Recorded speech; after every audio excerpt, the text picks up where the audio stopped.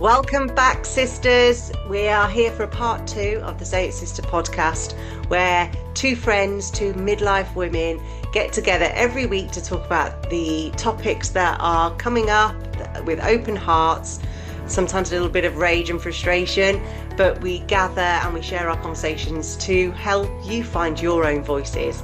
So today we are continuing with the unapologetic woman, and we're going to go a little bit deeper. And over to you, Karen. How are you this morning? I'm good. I just don't know what's wrong with me. I'm having the giggles. So I'm having a morning of fits and giggles right now. So yeah, happy, laughing, always a joy to be here with you. And I'm excited about this topic because I feel like it's one that we all need to address in our lives. Well, you've got a big question around abandonment. Yeah, where in our lives do we abandon ourselves to keep the peace? Well, I've got to, when you said this question earlier, I had this image or this scene from Friday Night Dinners. Have you watched it, Karen? No. Oh, it's just brilliant. It's just a very British family. But there is the mum with two grown-up boys, and they come round for dinner every Friday, and it's just the dynamics of what goes on. But there's this one particular episode where the grandmother comes over for dinner, and they're all ganging up on the mum. And then, you can see her getting more and more frustrated that nobody's taking her seriously. And so she ends up having a little bit of an argument with her mum. And her mum says, "You're being very naughty. Go to your room." And she's there. She's like, "No, I won't. Go to your room." And she keeps saying it 3 or 4 times. She says, "I'm not, because I'm a grown up and this is my house." And so in the end, the grandmother goes and sits on the stairs in a sulk. And it just was perfect because it made me realise how often we actually abandon ourselves when we feel like everybody else is ganging up on us, or we don't want to create a scene until we absolutely create a scene because we're just like, I Yeah. can't do this anymore. So, I mean, it's comedic gold, but actually it's a really powerful point that the women generally are the peacekeepers. We've got to keep harmony. We don't want to cause a fuss. We don't want to sound too shrill or over emotional. Um, and that, yeah, I recognised I do. Well, I don't do it so much, but I still do it. I still abandon myself to keep the peace. Yeah, it's reminded me of, I told you about this, but like the other day when my daughter said, who's nearly 8, who was like, "I don't want you in the room, mummy. Can you go upstairs? I want to spend time on my own with daddy." And I was like, ugh, like arrow into the heart. Now, there was a part of me that was like, brilliant, I get to go upstairs and have some time out. So I kind of was like, one eye was open, one eye was closed, but the main part of me was like, oh my God, she's told me to go up to my room. And I was a bit like, it took the wind out of my sails. Yeah. So I kind of huffed out of the room, went upstairs for a bit, and was like, and I was just annoyed. And then when I went back downstairs, I said, actually, that actually really hurt my feelings. I am not okay with being told to go to my room. Absolutely. You're a grown-up woman. And then I went and spoke to Rich and said, you know what, this is not, we are stopping this now. Because if she wants to go to her room to have some space, then she can go do that. If you two want to go and have a day date or whatever, go do that. Like, I celebrate that. But actually, it's the end of the day and I want to sit in my own front room on the sofa and I want to relax. So when I left the room, I did it to sort of, I think I did, not to keep the peace as such, but it was more like I was in shock. Yeah. But what it did do was give me that space to reset and go, actually, that's not acceptable.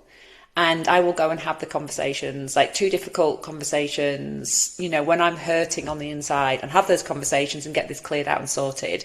So I think for me, I've become quite good at facing into challenge, at not complying with things. Like, I'm not at a place in my life where I'm complying that much anymore. I'm mainly sort of like challenging stuff, standing up for myself, saying no, but I definitely haven't always been like that. And I feel like the world at the moment, we're in a moment of reckoning.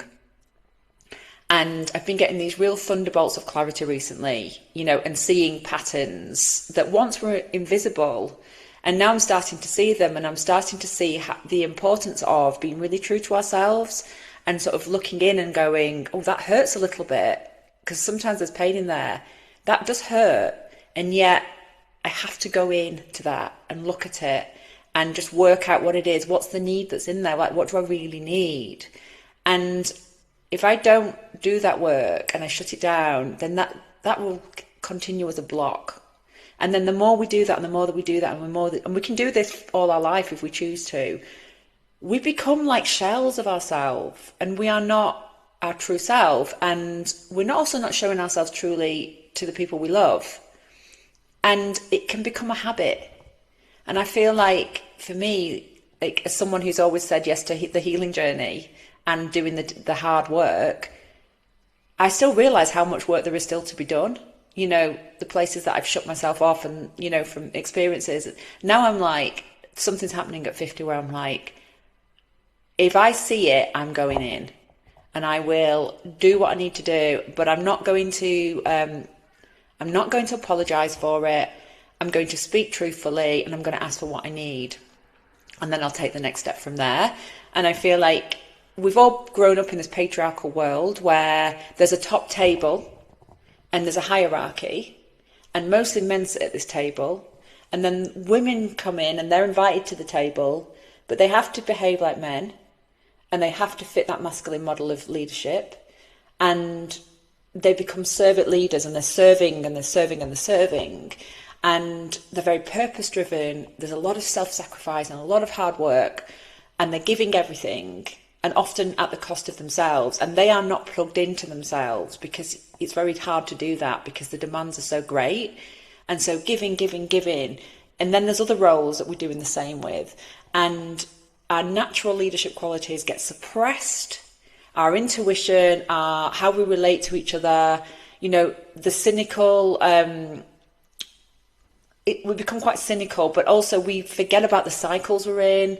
We forget about our emotions, or we try to, and then everything gets minimalized. We get diminished, and we just sort of struggling in that, really, because there comes a point when we just can't really do it anymore. And that's what we're seeing in the world. Like, women are going, don't want this role, don't want this, it's too much.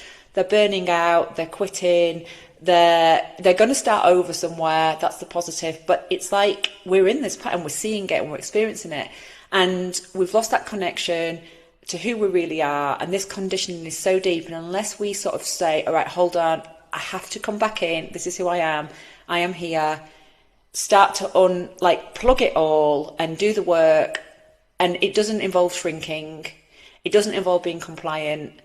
And just saying it out loud, it gives me such great hope, because there is this awakening, there is this rebuilding that's going on, and we're part of that. And like, we're sitting at this table, that's a different type of table, and we're just. I've got to say, this needs to be your TED talk, because you can talk and talk and talk about this. No, sorry, I took up a lot of space, and I'm apologising, and I will take that back. Every single thing you said was spot on, but I'm going to give you a chance just to take a pause. And but it was awesome, because that is what it looks like when a woman gets to speak her truth, rather than holding back and thinking, oh, I just need to tone it down. No, name what the problems are, name what the issues are if we carry on down this road, and what the consequences are. So yes, go Karen. I loved that. And when you listen back, you'll just like, did that really flow from me? Because absolutely it did. It was awesome. But but it's that showing how it is when we are in flow, when we take the floor, we're in flow. It's natural that we are able to speak like that and to talk like that, and that's really what the world needs, And that is about. I mean, I did apologize afterwards, but I wish I could so there is still some work. What I'm trying to say is I still have to work on it, because immediately I go, oh God, was that too much, So no, it was I'm not fully there. Yeah. No, and again, that's great awareness, because we all need to do that. That little bit of a hangover.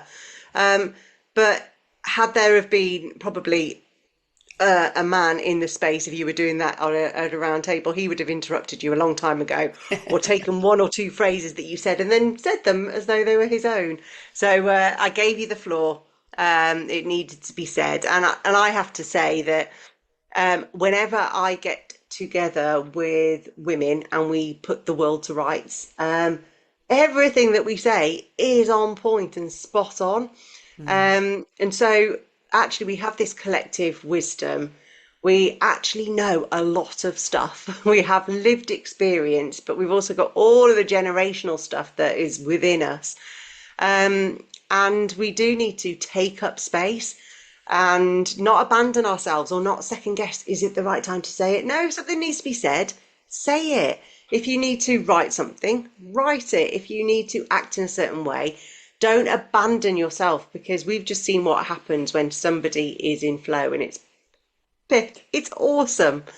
I wanted to just give an example of where I noticed over the last maybe 10 years that I've started being unapologetic, and it's to do with family dynamics again. And I think when I became, well, in my 20s, I used to be really annoyed at my mum because she was still trying to interfere and tell me how to live my life. And now, now I've got children of that age, I'm like, yeah, I get why she was doing it. It's hard to let go. Then during my 30s, when I was a mum myself, every time there was comment or a behavior, I would get really angry and frustrated, and to the point where I loved my mum and I appreciated her looking after my children, da da da, but it was all done on her terms. And during my 40s, I think that's when I started to readdress stuff and start saying, no, actually, no, I don't want to do that, or no, I'm not behaving that way. So a really simple example came up this weekend, because she and my dad have decided that they want to come over to my house, and they said, well, coming over Sunday morning, we'll be there about 10:30. And it wasn't is it okay, will you be in? It was like, we are doing this and we will see you at that time. That totally normal transactional language from the parents. And I just said, yes, you can. I won't be there though. And I said, I will be at the gym and then I'm going to the shops. So when I get back, I'll be quite busy, but you're very welcome to come over. And they're like, oh, I'm like, but it's the girls you're coming to see. I'm like, oh, yes, of course. And for me, I was like, yes, I did it, because actually, me, if even 5 years ago, I'd have said, I'll tell you what, I'll cancel the gym. I'll go shopping later. And I'd have allowed it to completely disrupt my day. And actually, it was all fine. Everybody had a nice time. I managed to have a cup of coffee with them afterwards. And these are like the really small little reclaiming, so you don't abandon yourself, actions that Yeah. you can do every day in work, in your hobbies, in your sports teams, in your loved ones' relationships. Every day you can practice this. And it's interesting because it seems like a small thing, but I don't think it is. I think it's huge.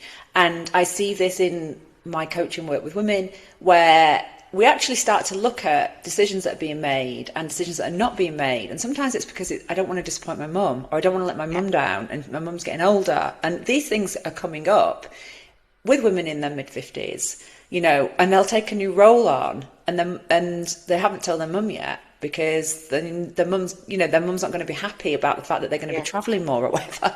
And I'm Yeah. like, and they know, and we do it with lightness, but it's like, what are you unplugging from in this moment so that you can go out and unapologetically live your life? So it feels like a small thing on the wider scheme of things. Actually, it's huge, and I think it's Yeah. that fight for independence that it's almost like we don't want to disappoint people, let people down, and that energy can stop us from fully living and expressing ourselves in our lives. Maybe we'll make those decisions anyway. I always say to them, but have you always made the decisions? And they're like, yeah, yeah, I've always gone and done it anyway. And I'm like, yeah, me too. But we can live from a place of, I think, greater intention when we go, this is my life and I'm living it fully and I'm not apologizing, as opposed to feeling like we're letting someone down behind the scenes. Um, I think it's a really good reflection in the workplace as well, because especially if you have, let's say you're going for another job within the organization where they've known you maybe as more apologetic, less assertive, more in a potentially a more junior role, and then you decide that you want to step up and take more responsibility, to be more unapologetic in your leadership style, to speak at that meeting. It takes so much courage when you are within that organization where power and hierarchy still really matter, that your job, your pay, your stability is dependent on doing well in that organization. and to be unapologetic. I mean, that is really courageous. And it speaks to the whole patriarchal thing that you were talking about earlier. And that's why we say we need a lot of courageous women. We need bold, courageous women. But actually, we don't. We need more wise women who know this is truth for me. Yeah. I will not be treated that way. And also look at the different options of how is my best approach to fix this or resolve this. Because the the upshot of it all is if you carry on down a path and continue being apologetic and serving others, you are going to be in burnout Yeah. because the environment will just take and take and take and take. Or you can be part of that wise leader who actually starts to change the way that people respond to you, the way that you respond to them, the way that you lead. And if it still doesn't want to change, go start something yourself. Go and find a table that welcomes you, that appreciates you.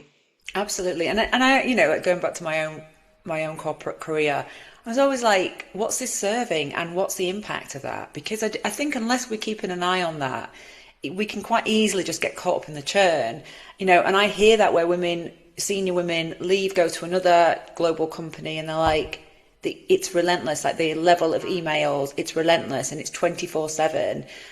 People are emailing at all times of the night. Now, I've worked in those organizations as well, but like most of what is churning out is of no value.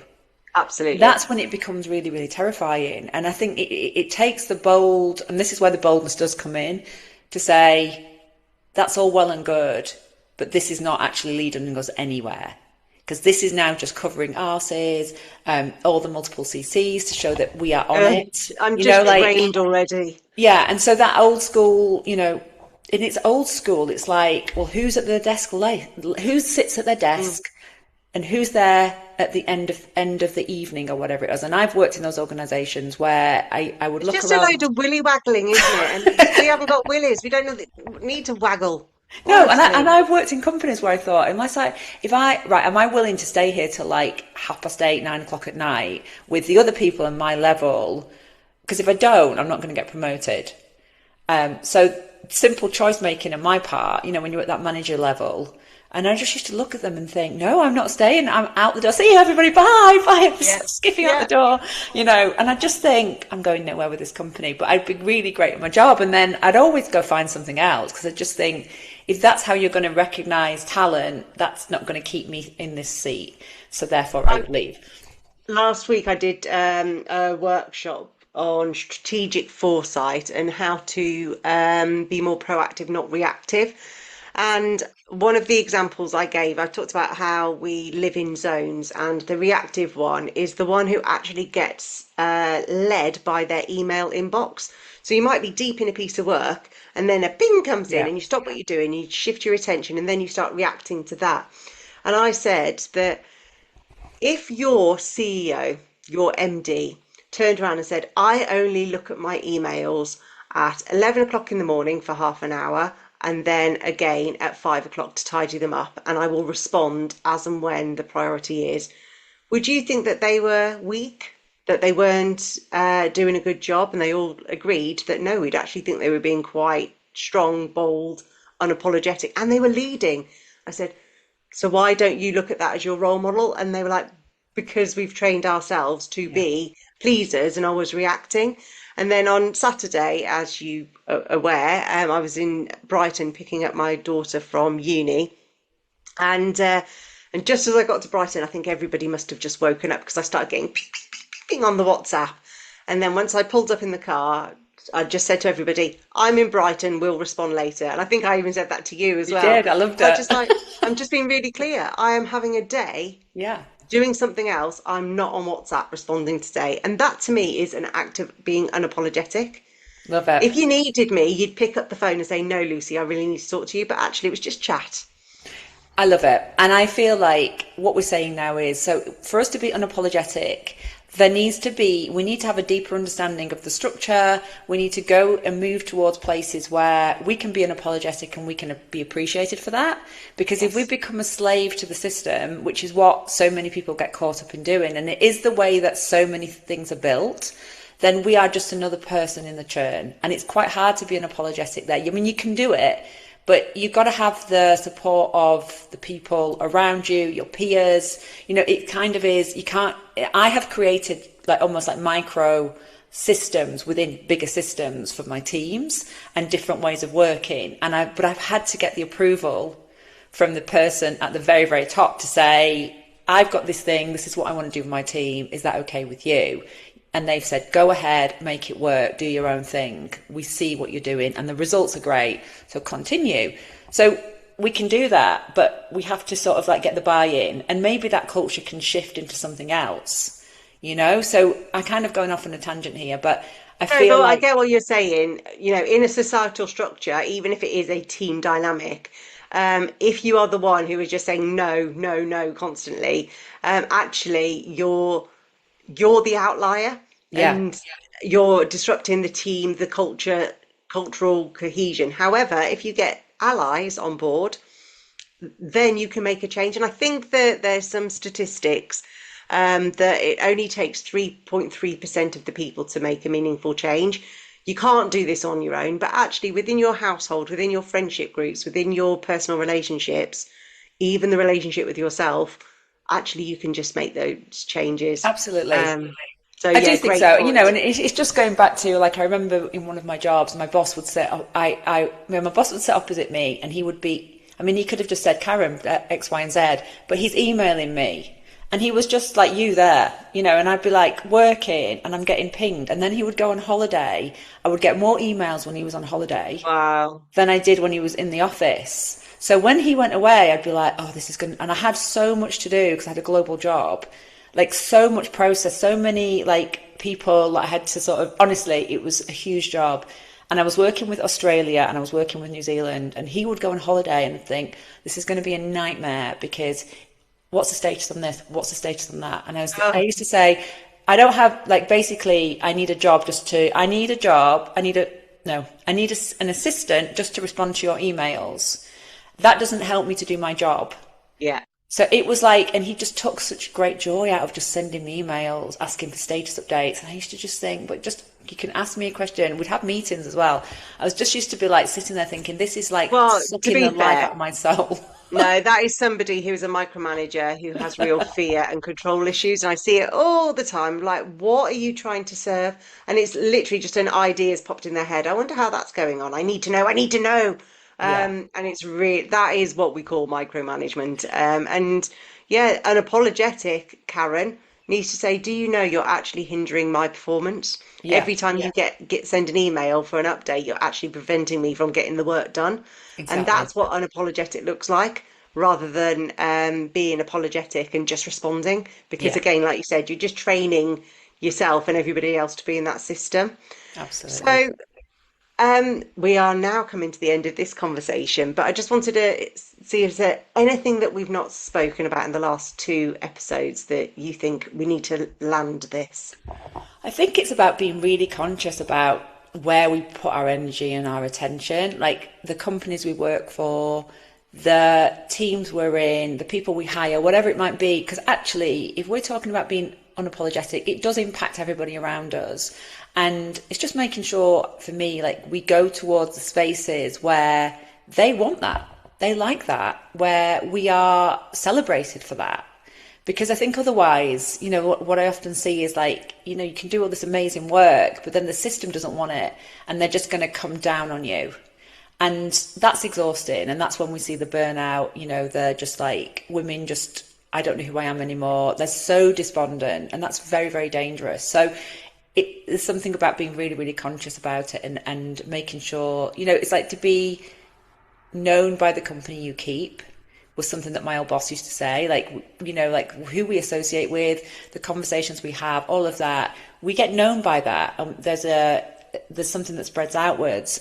So in our work, we're building that safe space, we're building that environment where women can come and be unapologetic and really look at their lives. It's a very safe, supportive space. No, we're not cheerleading, going woo, we're not whooping.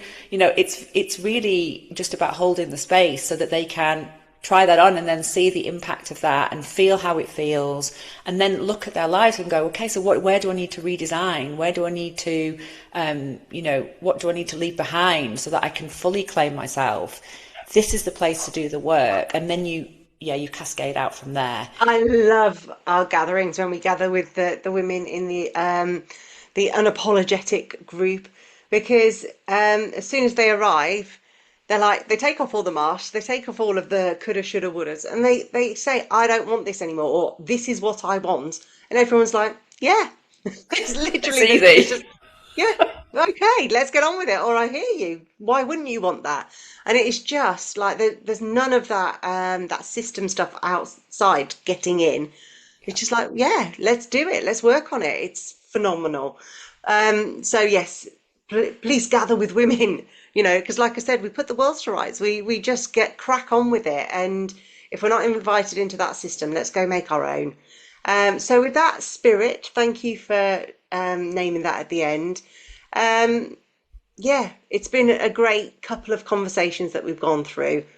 And I hope you know that being unapologetic isn't being selfish. It's not about being a bitch. It's not about being alpha. You can actually just choose yourself in a whisper. You can say it in a text. You can choose yourself every single day. But the first thing to do is just be conscious. What are you actually choosing for yourself? Why are you saying yes when you mean no? And why are you saying no when you mean yes? So be aware, be conscious, and start putting at least one need for yourself each and every day. With love, say it, sister.